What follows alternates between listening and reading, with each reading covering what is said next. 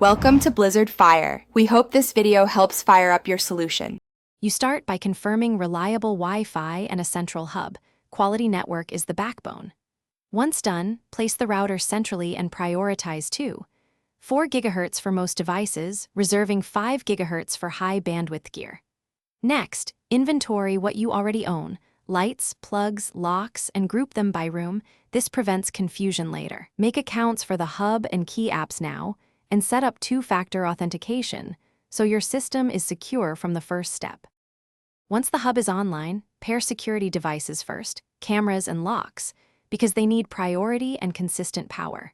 Then add lights, thermostats, and plugs. Follow manufacturer pairing exactly and keep devices near the hub during setup to avoid timeouts. Make sure every device gets the latest firmware and rename items to clear room-based labels so automations can reference them.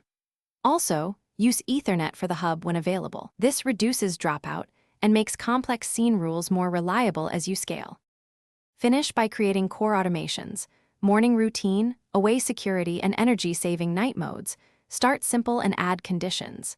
Then test each scenario end-to-end while watching logs and device states so you see failures before they cause problems.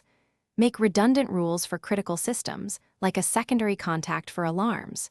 If something breaks, power cycle the device, check signal strength, and rejoin it to the hub. This isolation step clears most pairing or state errors and gets you back on track quickly.